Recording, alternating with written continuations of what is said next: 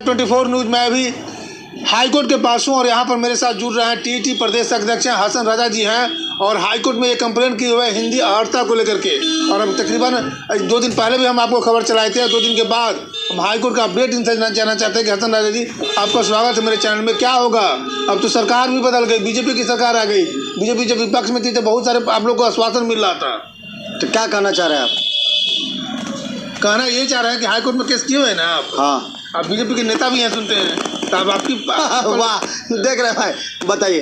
अरे भाई, आपको पता होना चाहिए, आपके चैनल पे एक बार नहीं 100 बार खबर चली है कि 2013 से लेकर के अब तक के टीजी के बिहार प्रदेश ये आपके सामने खड़ा है। जी जी। और आज तक के कोई भी, चाहे महागठबंधन का नेता हो या इंडिया का हो या एनडीए का हो, कोई भी ये बता सकता है कि कोई भी पार्टी के साथ में मुझे कोई जोड़ के दिखला सकता है, बता सकता है? ईमानदारी पे बताइए आप, ईमानदारी पे आप बताइए, कोई भी बताए मुझे।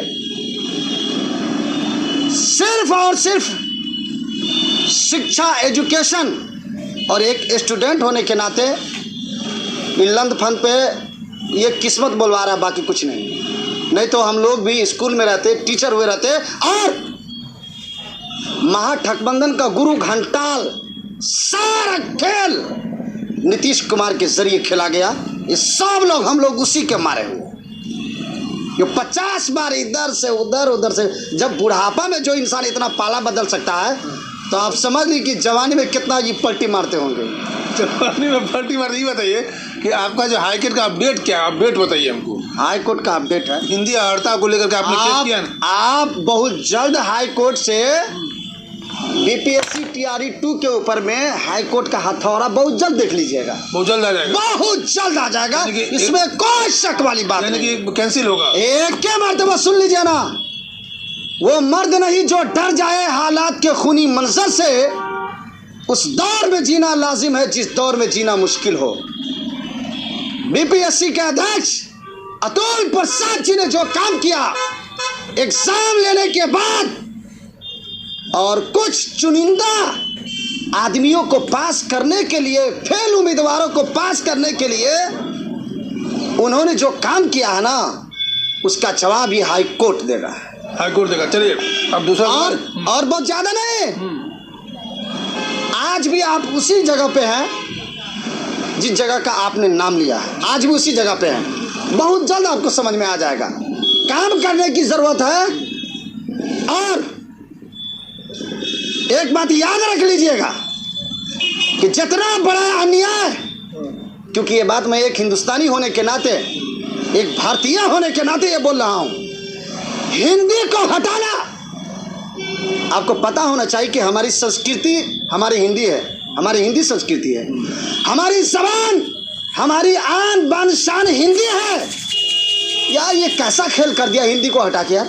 अबे यार, हिंदी जानेगा, हिंदी तो पढ़ाएगा क्या वो? आप बताइए, ईमानदारी पे बताइएगा। बिहार हिंदी भाषा आया सही मत कीजिए आप। ये गलत बोल रहे हैं या हम सही बोल रहे हैं? तो हमरे आप लपेट लीजिएगा। लपेट नहीं ले रहे हैं। आप लोग इस खबर को क्यों नहीं चलाते हैं भाई? आपकी बात सुनकर मौलवी साहब रुक गए वहाँ पर। आप इस खबर को क्यों नहीं चलाते हैं आप? अरे हमको ये क्या सुनिए मेरी बात। हाँ, क्या सुनिए आपकी 13 फरवरी को फिर एक विधानसभा का घेराव कर रहे हैं जो नियोजित शिक्षक हैं। वो क्या बोलते हैं, सक्षमता परीक्षा को लेकर के 13 फरवरी को विधानसभा घेराव कर रहे हैं। उसके लिए आप लोग उनके साथ हैं क्या? पूरा एजुकेशन उनके साथ है, ये बात जान लीजिए। अच्छा एक बात और बताइए, जब इंसान अच्छा काम करेगा तो घेराव काहे के लिए होगा भाई? सही बात। ये आपके दिमाग में सवाल आ रहा है, बात समझ में आ रही है? जब नीतीश कुमार जी अच्छा काम कर रहे हैं तो ये 4 लाख नियोजित शिक्षक यहाँ क्या करने आए हैं, क्या करने आएंगे? जब वो बहुत अच्छा काम कर रहे हैं तो पूरे भारत के 8 से 10 लाख बीपीएससी उम्मीदवार क्यों हाईकोर्ट में गए हैं? आप क्यों गए हैं बताइए तो? जब ये अच्छा काम करे क्यों गए हैं? ये किस लिए गए हैं बताइए? अरे यार, एनसीटी का गाइडलाइन आप पढ़िए, अब समझिए। आप लोगों को, बच्चों को पढ़ाने का जो तरीका है, किस जबान में, किस भाषा में, आदमी को किस भाषा में पढ़ाना चाहिए आपको पता हो? 1 to 5। ये क्या बोले थे कि यार मामूली सा परीक्षा लेंगे, बोले थे कि ईमानदारी पे बताइए। ये कहाँ चला गया मामूली? ये 90 ये 95, ये 100, ये कट ऑफ यही मामूली है? ये बताइए नहीं। एक एक बहाली को 50 बार वैकेंसी कीजिए, एक एक मुर्गा को 50 बार जमा कीजिए। यार कौन सा तरीका है यार? यही ईमानदारी है, यही मामूली परीक्षा है। आपका पूरा फाइल है इसमें, पूरा ये पूरे बिहार और पूरे भारत का शिक्षा इसमें है। न्याय की लड़ाई और आर पार की लड़ाई होगी। और समझ जाओ कांग्रेसिया और महागठबंधन के नेताओं और लालू प्रसाद के खानदान ने बीपीएससी को बर्बाद करके रखा है। अरे आज नहीं, वो तक नौकरी दिया, फिर वही का नौकरी दिया। किसको नौकरी दिया? तो ये हाई कोर्ट में काहे के लिए गया मामला? हाई कोर्ट के मामले में गया तो आप समझ काहे के लिए गया? काहे के लिए गया? आपका पेट भर गया, पूरे बिहार का भर गया? नहीं। ये आपका पेट भर गया, सबका भर गया, पूरे बिहार का भर गया? नहीं। ये जो आदमी फेल हो रहे थे अर्हता में, वो क्वालिफाइंग था, उस थोड़ा गलत हुआ है, थोड़ा गलत हुआ है। माइक लेंगे हम, फेंकिए देंगे, थोड़ा गलत हुआ है। कट ऑफ गड़बड़ हो गया। अब बात करते हैं आप। अरे उसी की वजह से नहीं लड़ाई और ये मामला और हाई कोर्ट में जो मुद्दा गया उसी की वजह से ना। अरे फेल होता चाहे पास होता, उसको रखना ना चाहिए जी। हाँ?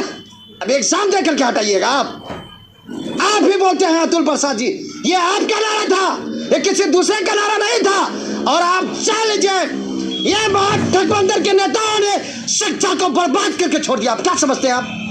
10 सालों में एक उर्दू बांग्ला टीटी का रिजल्ट नहीं निकला। 28 फरवरी को पूरे बिहार के उर्दू टीटी उम्मीदवार इनकी औकात दिखाने के लिए महागठबंधन के नेताओं को, इनको तो इस मर्तबा उखाड़ करके फेंकेगा अल्पसंख्यक समाज और मुसलमान। 28 को फिर कर रहे हैं आप लोग। 28 तारीख को आर पार की लड़ाई होगी। 28 तारीख को आर पार की लड़ाई होगी और 28 तारीख को आर पार की लड़ाई में समझौता नहीं होगा। आर पार की लड़ाई में पता चल जाएगा सरकार को कि आखिर हम कर क्या रहे हैं। और ये बीपीएससी 2.0 पे हिंदी अर्हता को लेकर के हाई कोर्ट से एक बहुत बड़ा हथौड़ा लगने वाला है। और वो हथौड़ा ऐसा होगा कि हो सकता है एग्जाम भी रद्द हो जाएगा। मैं शंभू कुमार कमा जर्नलिस्ट यशोधर्मा के साथ पटना में। आप हसन रजा की बातों को सुनिए। हसन रजा ने स्पष्ट रूप से याचिका करता है और पटना हाई कोर्ट के सामने ही खड़े हैं। उन्होंने स्पष्ट रूप से कह दिया कि चाहे आप TRE-3 की कितनी भी बड़ी घोषणा क्यों ना कर लें, कोई फ़ायदा निकल के नहीं आने वाला है। TRE-3 की घोषणा करो अतुल प्रसाद जी, TRE-4 की घोषणा करो, कोई फ़ायदा नहीं है। क्योंकि पटना हाई कोर्ट से जो है कहीं ना कहीं TRE-2 पे जो है बड़ा झटका लगने वाला है। और स्पष्ट रूप से जो रजन हसा जी हैं उन्होंने ये बात कह दी है कि भाई अब नहीं बचने वाला है TRE-2 सारी की सारी परीक्षाओं को निरस्त करने के लिए। और मामला क्या था भाई? मामला ये था कि जो भाषा आहर्ता का जो मुद्दा है वो काफ़ी ज़्यादा गंभीर था। भाषा आहर्ता के कारण ही TRE-2 जो है बुरी तरीके से फंस गई। और अब कहीं ना कहीं फंसी हुई जो TRE-2 है वो कोर्ट से कहीं ना कहीं अब निरस्त हो सकती है। तो दोस्तों बिग ब्रेकिंग न्यूज़ इस वीडियो में इतना ही। धन्यवाद दोस्तों। जय हिंद, जय भारत।